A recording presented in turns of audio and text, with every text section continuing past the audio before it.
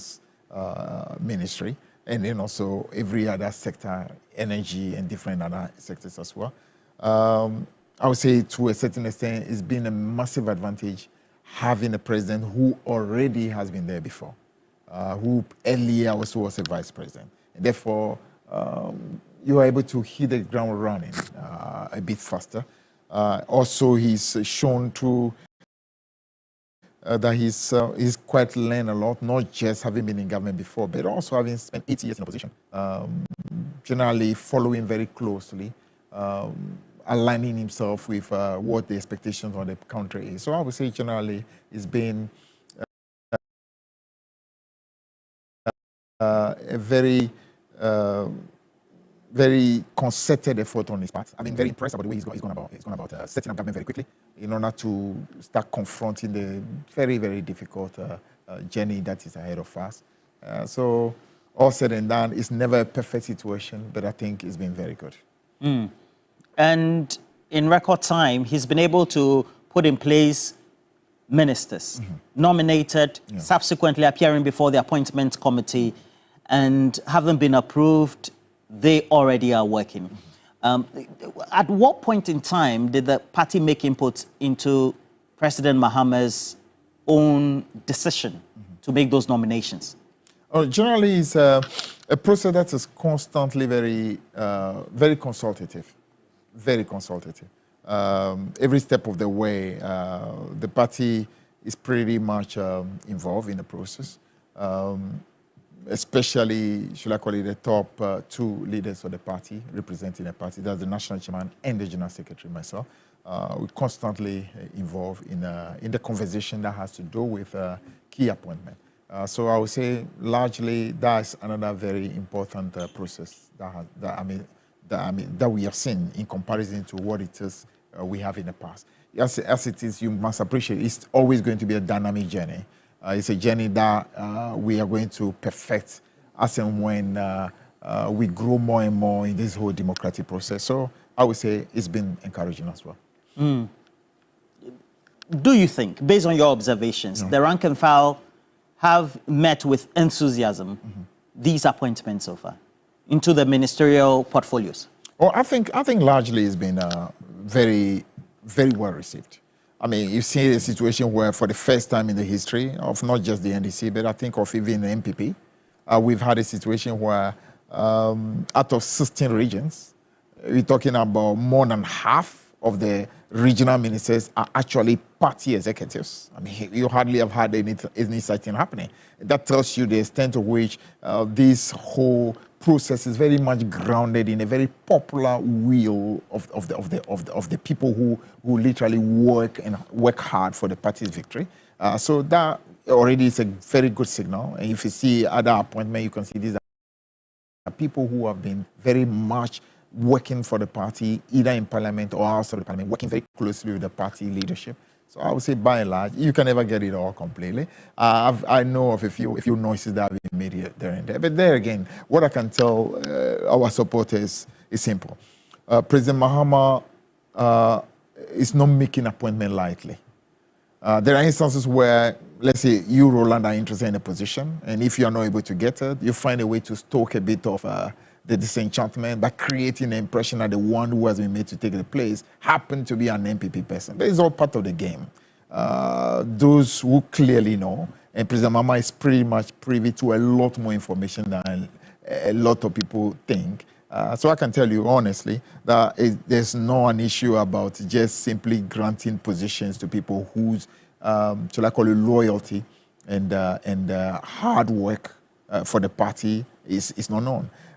Sometimes supporters tend to believe that it is only people who are seen on platforms and campaign programs that necessarily are the people who are working. There are a lot of people who work for this party, but they don't necessarily work in the very front. Some of them work really behind the scenes. Some of them work very closely, even in opposition, providing information, vital information, in order to support our effort. Some of them played a lot of roles in terms of providing financial support. So there are so many people who have played roles that may not always be people who have seen on platform. So the fact that you do not know of somebody, you must not assume necessarily that the person was not a member of the party or was not supporting the party. So let me get this straight, Mr. Fiifi Kwetey. You're saying that there's nobody appointed by the president in consultation, of course, you're telling me the party leadership that is not in sync with the vision of the government and the president. Yeah. Okay. I can assure now, you came into government as a political party. Sure. Now in contention with a number of seats. And we know that Ablekuma North, which is currently in one of limbo, so to speak, even a point of departure when it comes to the minorities' own concerns. Another prayer leading that as well, saying if the declaration is not made, then they will make it difficult for government business in Parliament to go on. How are you maneuvering that and superintending that? Yeah, I would say that's another very important issue. I mean, because remember, elections are ways in which you want to allow the very popular will of the people to be made manifest. By and large, we have seen that in the presidential, where the clear will of the masses was made manifest, leading to the victory of His Excellency John Dramani Mahama. We've seen that also in a lot of the parliamentary contests as well. There are just a few of them that still need to be resolved. The responsibility of the Electoral Commission and also of the key political parties to ensure that the real will of the people is reflected. That's all we care about. At the end of the day, whether it goes for the NDC or goes to an MPP should be the secondary. What matters is that the real will of the people. So in terms of the Ablekuma area, Ablekuma North constituency, it is critical to reiterate that if the Electoral Commission is unable to find the documentation that will allow the Commission to make a declaration that reflects the true will of the people, then there's a need for a conversation to ensuring that can we allow, therefore, a process that will allow the people to express their will again. Because that's always really? Absolutely. Meaning what? There should be sacrosanct. The important thing is to remember that the aim is to ensure that the will of the people is made manifest. Now, if you are not able to allow a process that will allow that will to reflect, then we might as well be thinking about the possibility of having a rerun in some of those polling stations to allow for a clear will of the people. Mr. Fiifi Kwetey, a rerun? Why is that necessary? About in some of the polling stations where there are issues. If you are unable to get the documentation, if you do not trust the documentation that is existing, if you do not trust the pink sheet that is available, then clearly you are not in a position to make a declaration. Because whatever declaration you are making is not going to be in sync with the will of the people. So simply saying that this is the way it's supposed to be done does not cut it. You must ensure that the number one requirement is that the will of the people should be made manifest. So what documentation you have to the extent that the parties cannot, as it were, show that this truly is the real will of the people. Let's say I have a pink sheet, and the other person say, no, this pink doesn't reflect the pink sheet that I have. The Electoral Commission is not able to authenticate because they also do not have any pink sheet. Then you should be thinking about a system where the clear will of the people should be I get it from your responses that the NDC still seem to dislike the Electoral Commission and its leadership currently? Let me say it this way. At the end of the day, what we want to talk about now has to do with simply doing what you got to do to the extent that the will of the people should be made manifest. That's all that matters. I mean, whether there is distrust or not distrust, I would think that's not where we are at the moment. We've actually expressed what our reservations have been regarding the Electoral Commission way into I mean, ahead of the election and even in the aftermath of the election. We just want to ensure that going forward, some of the mistakes done in the past should be left behind. Whatever needs to be done now should be done in a way that the will of the people should not be made to be secondary. I see. Because closely related to that is what's happening in Parliament. What's your observation so far? That nominees of the president appear before the appointments committee. There's a rancor, there's a disruption to the point that there's even an ad hoc committee that has been set up to investigate some of these disturbances. As a general secretary of the ruling party, are you worried about it? Let me just say it this way, that our friends in the MPP need to appreciate that the way to revive your fortunes it's not to try to reduce what you call the appointment committee into, should I call it, an arena for vendetta.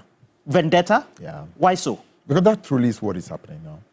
They believe that this is their opportunity to use the appointment committee to settle scores, especially with people that they perceive to have played key roles in making their, should I call it, in making it difficult for them politically ahead of the election. I mean, this is not the first time. I mean, I typically went through that very same thing in 2009 when I was nominated as Deputy Finance Minister. MPP made it a point to ensure that I literally was made to pay for the sins I've committed, being the one who was in charge of the communication of the party into that election. So effectively, that is something the MPP, unfortunately, loves to do. Basically, when they lose an election, they get a lot of anger and they like to go after people they perceive to have been very strong in that election. So it tends not to be, should I call it, an arena where you are looking at people's capacity to perform. Because it's a difference to say, let's say I'm nominated for a particular position. Your number one concern should be my capacity to perform that role. But no, it becomes much more of, okay, you said this against my candidate the last time. You said the other one against my vice candidate the last time. You said this one against this MP. So it becomes much more of a forum for vendetta. And that is not, I don't think it's going to work very well for them. They're pretty, very desperate. I mean, I think the defeat has still left them pretty much in shock. And instead of allowing things to take their time, because things take time in life. But when you're trying to make the sun to rise at 3 a.m., when the sun normally rises getting 2 or 6, you're wasting your time. You're saying they want to put the cart before the horse? Absolutely. They are literally on a fast track. They are accelerating because they believe somehow they can start reversing the whole process that will make the people of Ghana start appreciating their party again. Bad mistake. I can tell you, in 2017, when the NDC, we lost power, I mean, a few of us were pretty clear in our mind that the way to go about it is not to accelerate anything. Just take your time, allow things to unravel. The people of Ghana are very, very, what you call, discerning. They observe. And when the time comes when the people of Ghana start feeling that, look, MPP, it looks like maybe you were not really as bad as we said you were, the people of Ghana make that decision. But simply to use the kind of, should I call it, takashi that they are using, trying to fast-track the process. I see my brother Afenyo Maki and I laugh and I say, bro, just relax. You're too much in a hurry. That Afenyo Maki is using takashi? Yeah, you're too much in a hurry. Just takashi? Relax. Yeah, exactly. I mean, that's what you see. I mean, trying to overdo stuff, trying to be too emotional, trying to literally be more Catholic than the Pope. So just take your time, take your time. You're not going to be able to transform the opinions of the people of Ghana by simply doing what you're doing. That's all I can tell them. So, if you take a look at the posture then adopted by the minority, and it looks like the criticism excessively that seemed to have been exerted on the chair of the appointments committee, you say that perhaps the chair should have been matching the vim, the aura that the minority was coming with. An eye for an eye. No, I mean, I know there's a lot of clamor on the part, I mean, from my party.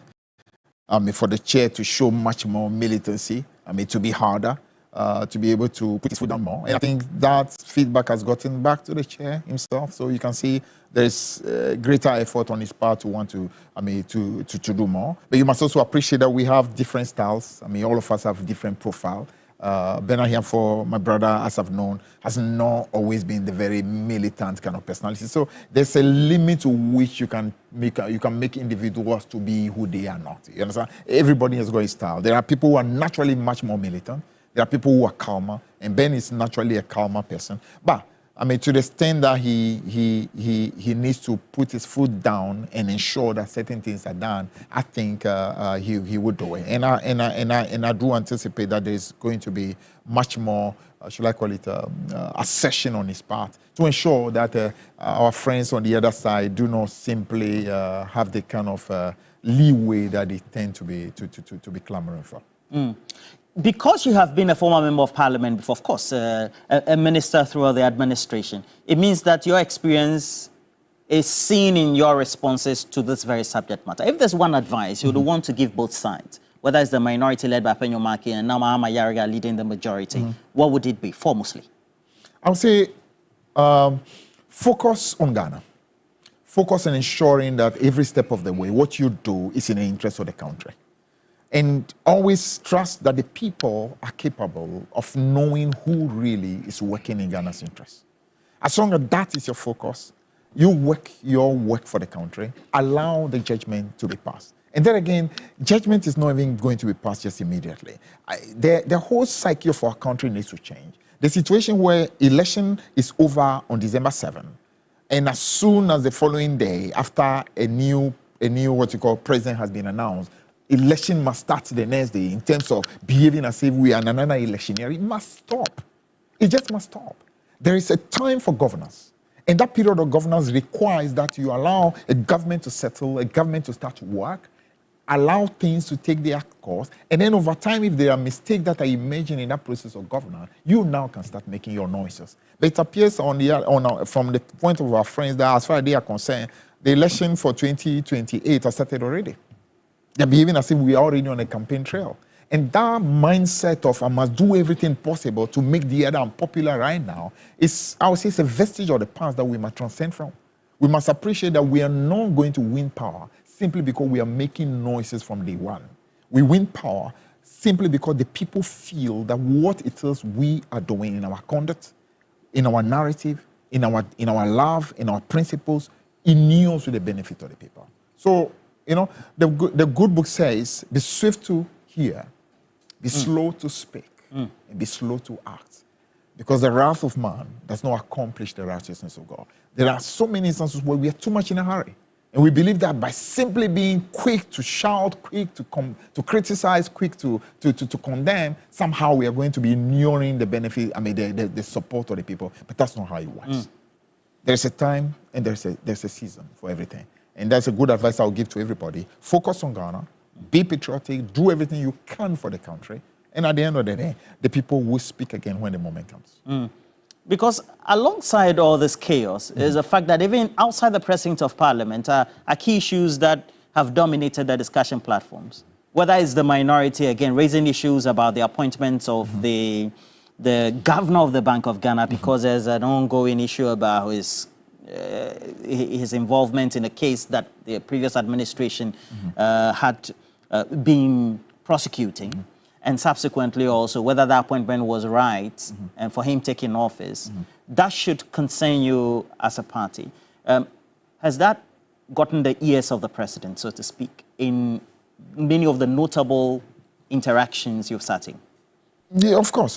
I mean, but it's not only at that level. There's been a number of, what clearly look like, again, another very unfortunate situation in our country, where a government believes that the way to strengthen themselves is to literally do what amounts to political persecution in the form of prosecutions.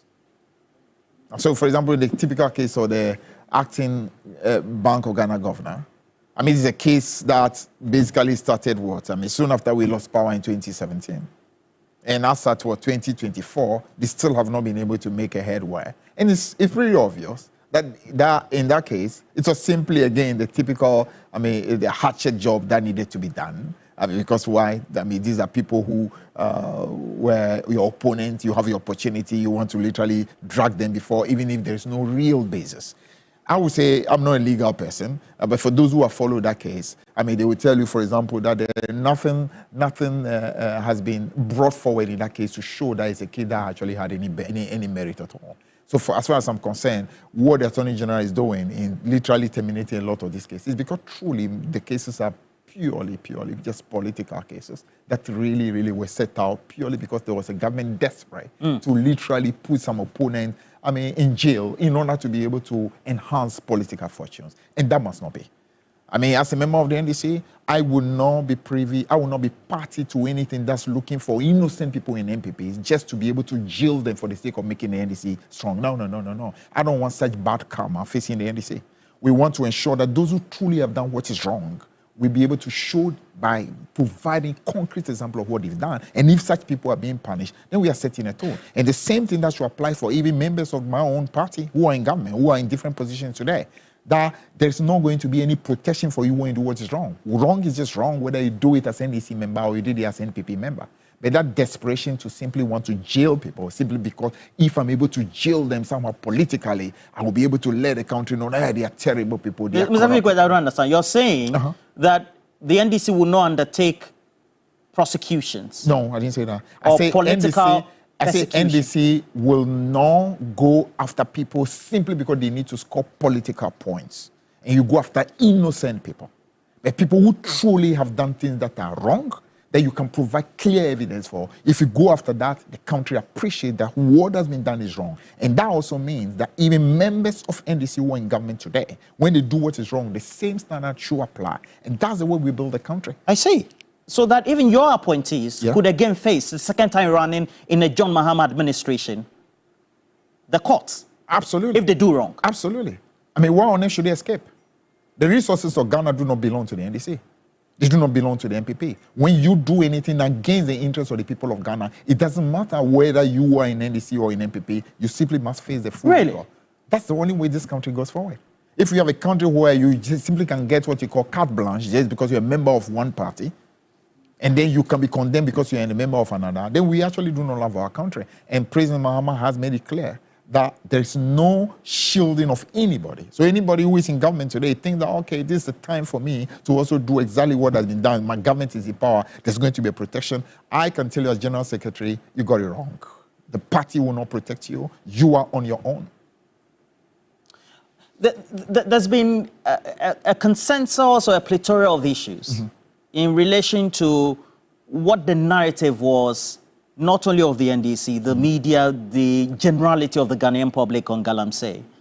And these were one of the things, alongside the many things that were stated in the 120-day promises, to make sure that we rid our river and water bodies of pollution as a result of illegal mining. Where have we reached in relation to those discussions being a concern of the party, and then also at the policy level with the government? On making sure that we clamp down on this? I would say it's still very early, but you could clearly see that there's a clear, shall I call it, a new approach. And that new approach is simply sending a clear message to, first and foremost, those within the government structure, all the way down to the very local level, that we will not tolerate anyone in our group encouraging us or playing a part in it. That changes the dimension. When you know that the system is clear, you are not going to nowhere.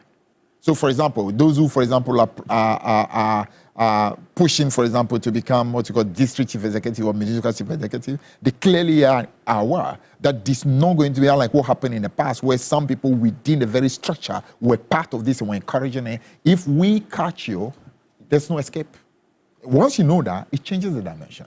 You also have an encouragement to communities to want to literally help us to be able to help fight for their government, save their own farmland, save their water body. That becomes a much more engaging process. And that's the way to do it. But at the end of the day, what matters more is the political will to ensure that you set the right tone. So, for example, we don't expect what you call the Flaster House to once again become a place where people in Flaster House themselves are involved in these illegal minings. Are the people who are owning all these, what you call equipment and so on, and doing the wrong thing, while claiming that somehow we are here to fight what you call illegal mining. So you set that tone. And once you set that tone, the rest of the country listens. You clearly will have people who are determined to do what is wrong. But the moment you are able to discipline your own household, it becomes much easier to be able to take on any other person who does it.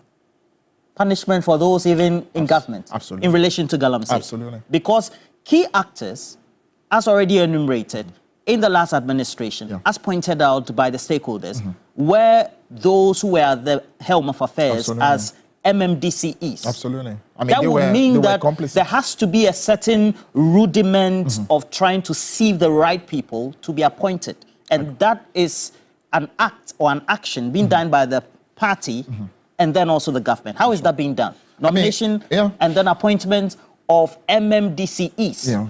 I would say a rigorous process is in place. I mean, first and foremost, you go through the process of trying to, should I say, shortlist people based on a number of criteria, and those criteria are important. You should be somebody who has got shown a level of, should I call it, readiness to incumbent a position of that nature. Somebody who understands the whole local government process very well. Somebody who has the interest of your community. Somebody who has shown through your experience that you are able to put a community ahead of yourself. So a number of those considerations, I mean, are taken on board. But the final determination is made at the, should I call it, at the national level, where the president finally okays it. But then again, you must appreciate, no matter what you do, I mean, we are humans. There are some people who still may not be able to, as it were, match up finally. But the important is to make it clear that if a position is given to you and you are found wanting, you have to go. That's another thing, unfortunately, which the former president, Nana Akufo-Addo, was not doing enough. When you are a leader and you don't have the capacity to literally put your feet down and punish people who do what is wrong. When somebody is doing something, you move the person out of the position, you reshuffle the person loses his job. When you say that tone clearly, everybody knows that you have to do what is right. But when you can literally get away with everything, and the president is the first to want to clear you, the president they want to defend you, the president is the first to want to literally protect everybody, you have a lot of, shall I call it? So what you're telling the yet to be appointed MMDC is that their position is not sacrosanct? Absolutely. Absolutely. Just like any other member. Will be crap? Just like any other member in government. Okay. Any other member in government. Their positions are not your personal position. They belong to the state. In fact, they don't even belong to the NDC. And that's a message as General Secretary I want to transmit to all the millions of our supporters. The resources of Ghana are not NDC's resources. They belong to the state. I see. So this situation where it belongs to us, we've come to power, it belongs to us, that must go down. Our responsibility is to make sure we harness these resources for the good of the country. And of course, the fact that, I mean, we were winning by a clear majority, 57% getting to 60% of the vote, should say that if it goes well for Ghana, it goes well for majority of the NDC people. And that should be our responsibility, making sure whatever we do, Ghana's interest remains number one. That should be. I'm just getting a message on our WhatsApp console that's indicating when then will these nominations be made countrywide? Which of them? Appointments. Are you talking the MMDCs? Yes. When will you complete the whole process? And that you are delaying? No, there's always... we are yet to even do the vetting of the deputy ministers. Those are processes that needs to go through. So at that level, we are about to now go through a process to start getting a Council of State in place. I think the elections are going to be sometime tomorrow in order to be able to have a Council of State to help the president to be able to make some critical decisions. So, I mean, let's give ourselves a bit of time. But the process relating to the MMDC is actually going to kick into gear immediately. By sometime this week, we should start looking at those processes. Yes. I'm having a number of comments. It looks like in relation to your responses and your posture. And they seem to say, this one is coming from Victor. Victor says that the posture of the General Secretary seems to reflect, again, a father for all party. How do you respond to that? I don't know what you mean by father for all party. It should be Ghana first. If father for all is, I don't know what you mean by father for all. If you say people who have done what is wrong should be punished, what is father for all about that? Or if you say if NDC people do what is wrong, they have to be punished just like MP people are funny. I don't know how father for all. This is NDC, a party that believes that Ghana's interest must always be number one. And I'm saying that if you do what is wrong, you should be punished. But you cannot go after innocent people just simply because you want to make your party, look better. So if Roland, you are supposing you're a member of the MPP and you are innocent, it is not my responsibility or I can't even in conscience be wanting to jail you when I know you are an innocent person. That kind of politics is a politics that this country must stop. And that's a message that must go both to the NDC and to the MPP. A politics where at every opportunity I must destroy the other. That, in fact, often, let me tell you this way, losers seek to destroy others. Because they believe that the only way they can survive is when they destroy another person. Winners don't think that the only way they can survive is to destroy their opponent. Your opponent, as long as they are doing what is right, allow them to do what is right. If they are doing what is wrong, you can punish them for it. The same way you do to members of your own party. That's the way you build a country. So I don't know exactly what it means by father for all at all. I guess it completely misunderstands the father for all. I have another comment here. And sorry, I'm going through the comments as well, because they seem to be quite interesting. This one's coming from Pascal, who says that the party looked on what somebody called the founder of the party's daughter, that's Zaneto Rawlings. The father was a Medra, and he says the party looked on. What do you make of that incident in itself? Not necessarily about the looking on aspect. Yeah, but first let's talk about the look on. I mean, the party is not looking on at all. I mean, we actually have clearly sent a message to the Speaker of Parliament, because this thing happened in Parliament. And Parliament is the body to be able to make an investigation in order to know exactly who made that statement. This is not something that the party can go and look for the culprit, because we don't have a system of knowing who the culprit is. So we actually have made that clear statement to the Speaker that the Speaker should do an investigation in order to find out who that person is. And once that person is found, then Parliament has a way in which the right, what you call sanctions can be applied. So that's how it is. I don't know why people think that it is the party that must be reacting to this when Parliament that has what you call its own rules is looking on what's it. But it's totally very, shall I call it, again part of the sadness I see coming from the NPP. You've lost an election, therefore you are angry. And because you are angry, you have to, what you call, make all kinds of very, very unfortunate pronouncement about calling what you call the former president. I mean, the individual that is the reason for what you call the establishment of our democracy today, the one who transitioned us from what you call a military regime and set us on a platform that today we're talking about political and economic stability. You call him a Medra? On what basis? So you can see clearly that this is, again, the sadness that I'm expressing coming from the NPP.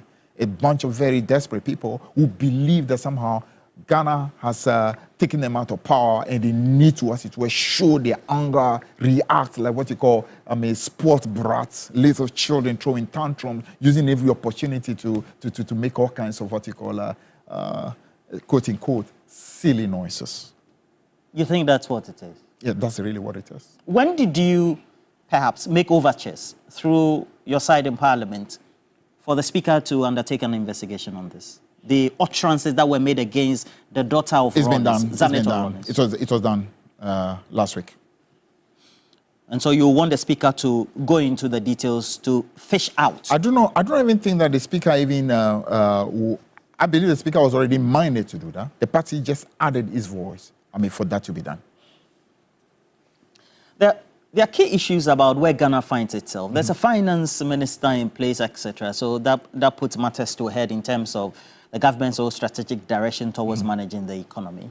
When you sent to those meetings, and of course there's a cabinet that's yet to be composed, is the president worried about the economy and the processes of making sure that we're able to engender stability in the short term? And how is that a conversation coming up? Oh, that's a big conversation, very big conversation, and I can say so because I've been in that kind of situation, where in 2009 we're taking over an economy that was also at the same time very, very challenging in 2009. People tend to believe that somehow the economy in 2008 was a very great economy. It was not a great economy. It was an economy that had a lot of difficulty. And those difficulties were manifest when we took over in 2009. Now, just imagine that even at that time, we thought it was a very, very challenging and difficult time compared to the challenge that we face today. It's far more. So what it simply requires is a mobilization of all of Ghana. But first of all, should I call it a very unvarnished declaration and disclosure of the state of collapse of the country. And that must be done. And that's where we're talking about an economic conversation that will bring everybody on board. And in that economic conversation, the whole country will be told in clear terms what I call the state, the enormity of the collapse that we engender.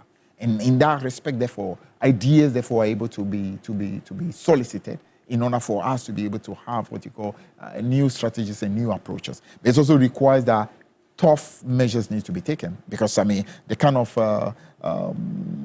collapse that you see is going to take issues that require, should I call it, for example, effort you've seen, for example, made by President Mahama to, for example, reduce what you call the size of government. Those are ways in which you start indicating a certain new approach. And that same approach goes towards, for example, the way you manage the very resources of the country. That there's a need for that kind of, should I call it, much more moderation in the way we go about things. It also means that it's not every single project that we are able to achieve immediately. I mean, every community is crying for projects to be done, but in this, especially very first year, it's not going to be easy to just go gung-ho on all that. So some amount of what you call, should I call it, stepping down of that expectation is critical, because the resources can only be this. Until those resources grow, you have to, as it were, go progressively at what it is you achieve. So tough days ahead, especially in this first year. I'm sure the very first and a half year is going to be a lot of challenge. My good friend Atufosun has quite a lot of tough decisions ahead. The whole economic team and some of us will be there. I mean, to continue to support, to ensure that we're able to tide over these very, very difficult obstacles. That would also mean that in order to make those decisions, you also tend to look at factoring into the expenditure line items projects that you have inherited, which also need to be completed. Absolutely. Top of them, the president had promised before the campaign, before the election, that Agenda 111, for example, even one will be continuing, and some of those key landmarks, etc. Because they are just at the foundational stage. Really. I agree. Is that a key decision point that's been made? It has to be, and which again is another very... You see, there are things that we should not be doing to ourselves as a country. Which are? I remember in 2009 when we took over, one of the things we took over was what we call the Gang of 6 roads. And these are major road projects that the Kufuor government set into motion when they had absolutely zero clue about where money was going to be available for those projects. That's what you call the height of what you call irresponsibility. That's happened then. And that's exactly the same thing that's happening now. When you start project, when you have no clue where the revenue or the resources will come from to get it done, simply because you are desperate for political, shall I call it, you want to get something to get votes. You see, this obsession for vote is the major reason why this country and large part of Africa have continued having massive economic challenges. A lot of people do not appreciate. Often the problem is not about the capacity to manage an economy.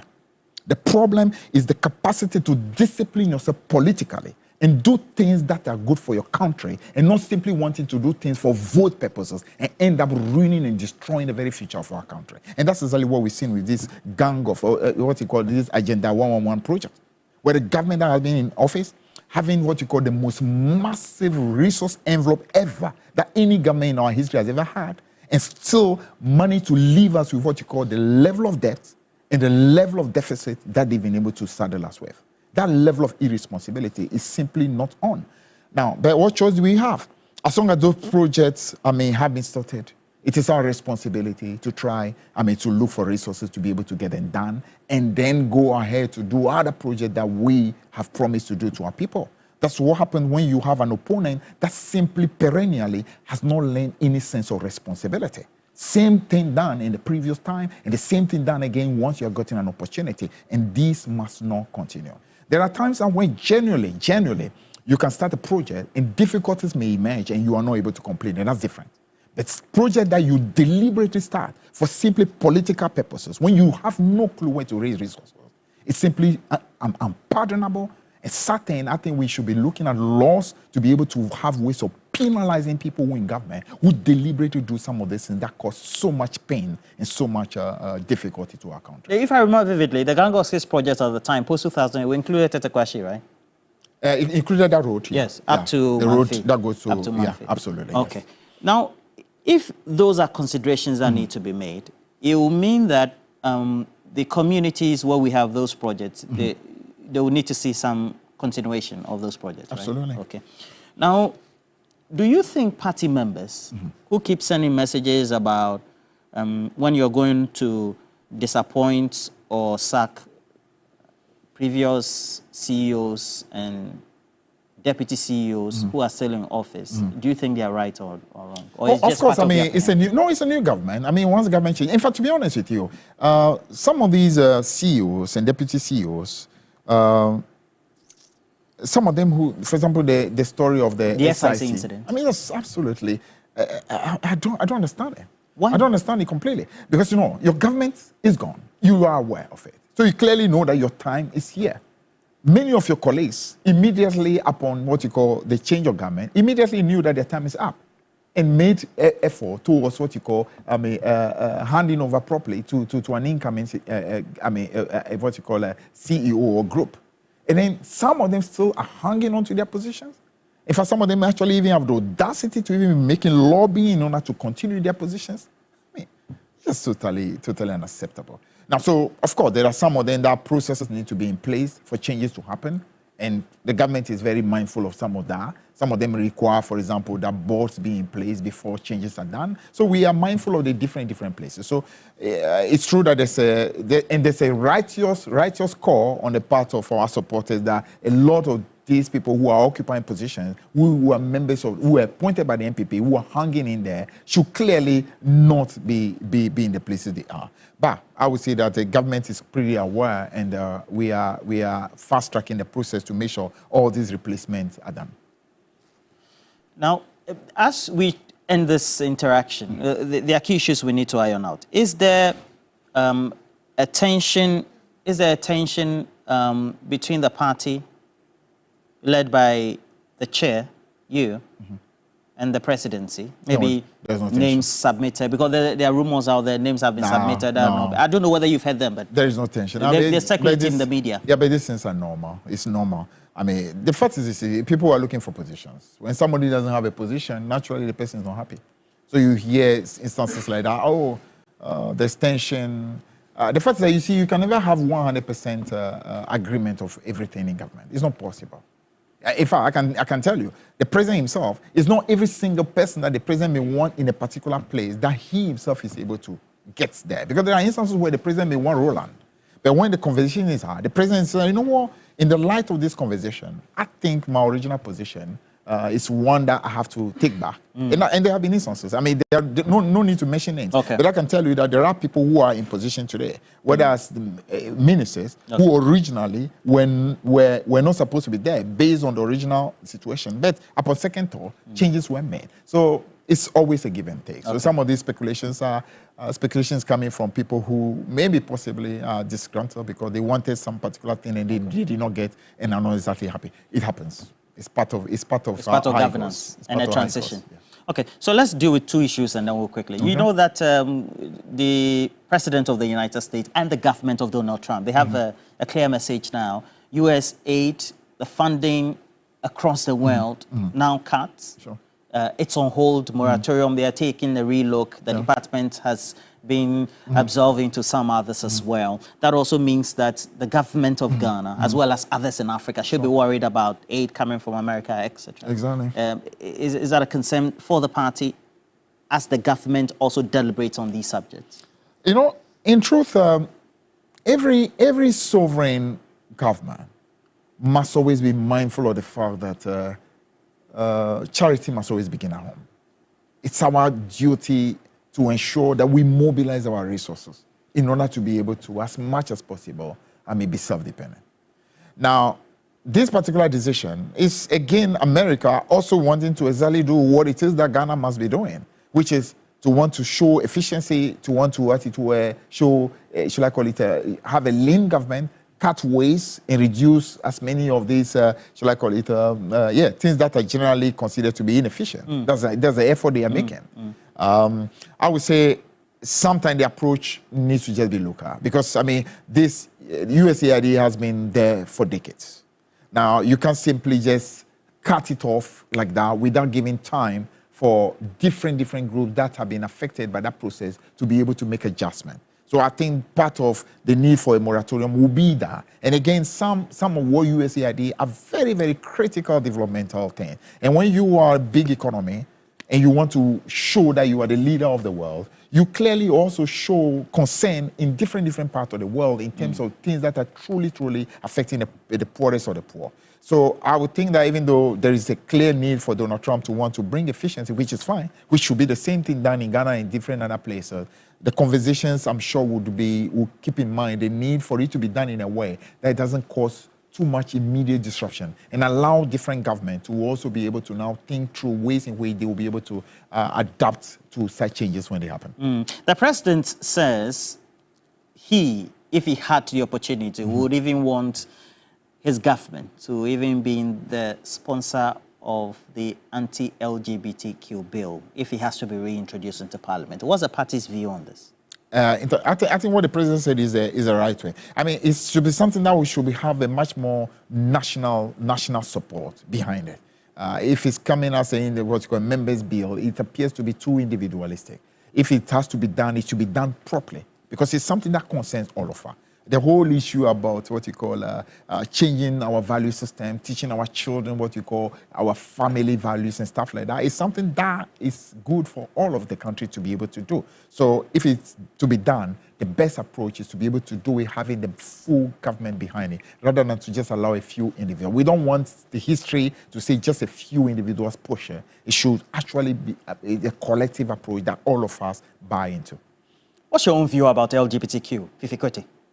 Well, my view is that you should not try to impose, how would I call it, other, I mean, what pertains to different cultures should not be imposed on other cultures.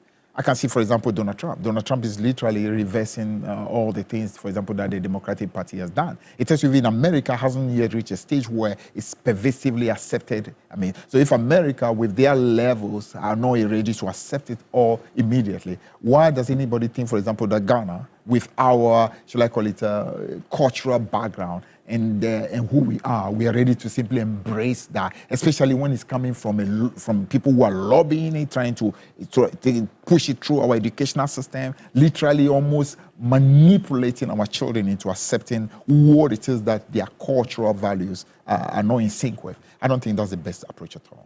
But at the same time, it still must always be the case that as a group of people, I always say all the time, we need to always have what you call the capacity to appreciate. That listen, the fact that I differ with people doesn't mean I must criminalize those people.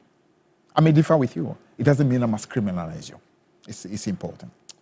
As we end this discussion, if you have to rate the government just a little over 30 days in office, 0 to 10, what would be the rate? I don't think it's in my place to do that. Okay. I'll be biased. General Secretary of a ruling party, I would say I would rather leave that to especially those who are observing us to be able to make that judgment. But what I can say is that whatever the feedback is, we are very mindful. We are ready to keep listening in order to make an effort to continue to be better. All right. Thank you very much, Fiifi Kwetey. It's always a pleasure, Roland, and thank you for the opportunity. Well, we hope to see you once again. Absolutely, absolutely. After the 120 days, when we're doing the check marking of the 120-day promises, so to speak, because there's supposed to be a national dialogue and education as well, and on the economy as well. And already a team is in place to take a real look at the 2010 Constitutional Commission review or reforms as well, and then the committee that was set by the former president. So we'll have a lot to talk about. But thank you for passing through. It's always a pleasure. Thank you very much. Having a friendly chat with you. The General Secretary of the NDC, Mr. Fiifi Kwetey, and having this conversation with us. Fiavi Kwetey. Fiifi Fiavi Kwetey. Okay, so we're going to have an upload of this interaction as was streamed live on TV3 Ghana across all social media platforms. Make sure that you go there, get to have a relook or watch. If there's a word like restream, I think all of us will be the better for it. A number of messages coming. I have Alfred Tridos who says the general fee and saying that so far you're holding the fort quite well. And then also Money wanted me to ask you, even though the time is up, why is it taking appointments? Or is a party official is being appointed? And so who will be running the party? Maybe I should have seen this one early. Maybe Money wants to join us at the party level, no problem. So we'll see how that goes. But we're taking a break. When we come back, we also have to tell you, because already this February 14 also is a time for you to indulge in the romantic evening at Turmeric Hotel, where love is in the air and exquisite cuisines all await you. So treat your special someone to an unforgettable experience, dining, and with curated exclusively dishes for Valentine's Day. So special menu all available. Now, their talented chefs have crafted a carefully selected menu featuring delectable dishes that also promise to tantalize your taste, and then also elevate your evening. So the date is on the 14th of February, and the sitting available is from 6 p.m. to 10 p.m. For reservations, these are the numbers you have to call: 050-156-5638 or 050-9858-415, or you can also visit their website, www.tomrickhotel.com. You can also join Tomrick Hotel for a night of romance, fine dining, and cherished moments. Celebrate Valentine's Day with Tomrick Hotel. Well, we're taking a break. We'll be right back.